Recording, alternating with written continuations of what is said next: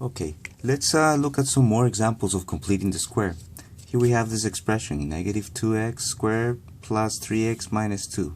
Now in the previous example, the previous video, right, when you factor out the negative 2, it factor out nicely among those two terms. But in this case, you may get this example in which doesn't factor out as nicely.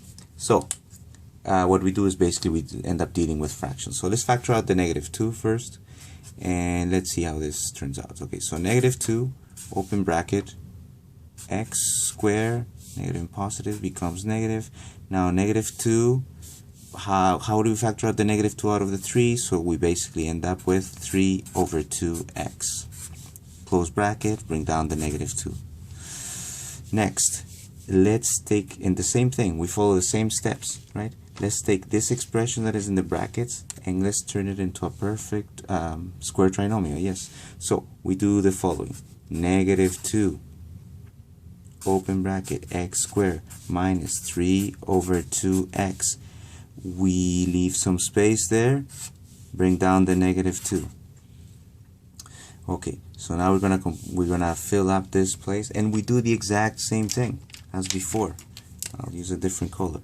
We take this expression, divide it by 2, and then we square that result. So when we divide this by 2, we get 3 over 2 divided by 2 gives us 3 over 4. Now we take that 3 over 4 and we're gonna square it. So 3 over 4, when you square this, we get basically plus 9 over 16 minus 9 over 16. Close bracket, bring down the negative 2. Okay, the next thing, same thing as before. We take these three terms and we're going to factor them. So let's move up, let's move this up so we can see some space here.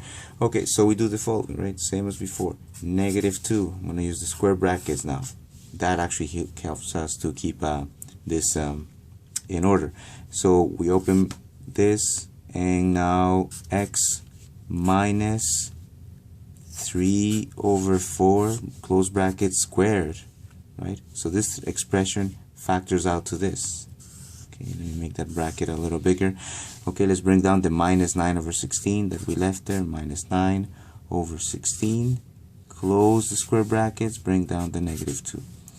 Next, let's bring this negative 2 into the expression.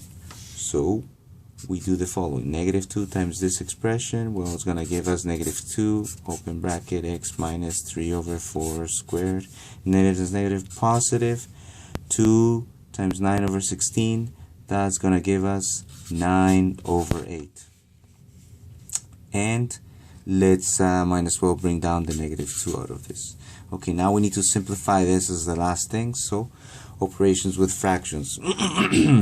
Let's move this up a little more, and we have negative 2x minus 3 over 4 squared, and the lowest common denominator between these two is 8. So let's do that. 8 divided by 8, 1 times 9, 9 minus 8 divided by 1, 8 times 2, 16. Okay, so this is going to give us the following: negative 2x minus 3 over 4 squared, and we end up here with minus 7 over 8. So minus 7 over 8. Therefore, the vertex of this expression is 3 over 4, comma, negative 7 over 8. And we know that we have a maximum value, and the maximum value of this expression would be max value would be negative 7 over 8. So let's leave this here, negative 7 over 8. Good, let's look at one more example. We have a slightly more complicated example. Okay, so we have negative 1 over 3x squared plus 2x plus 4, and we need to find out the maximum or minimum value. So we need to turn this into a into the vertex form by completing the square. Okay, so same thing as before.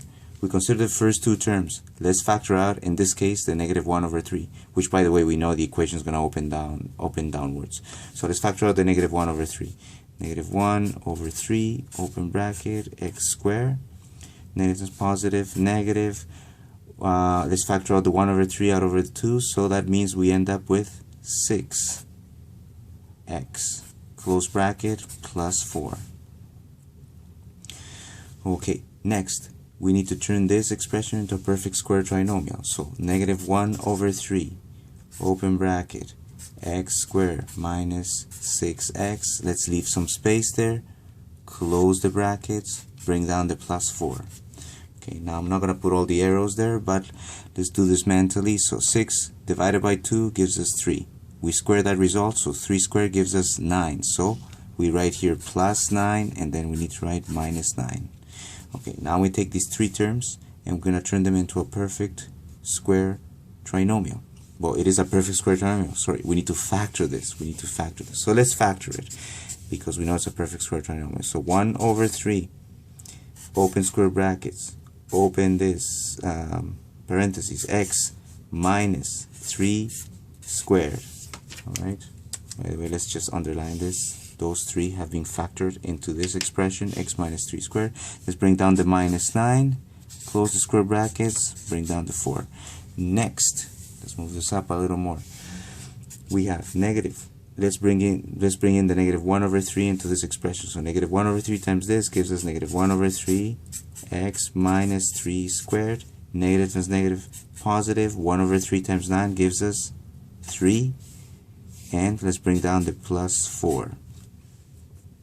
Next, let's simplify this. So we end up with negative 1 over 3 x minus 3 squared plus 7. So therefore, the vertex of this expression ends up being 3, 7, and we know that the max value, in this case the maximum value, is equal to 7. And yes, if you have any questions, you can let me know, and don't forget to subscribe.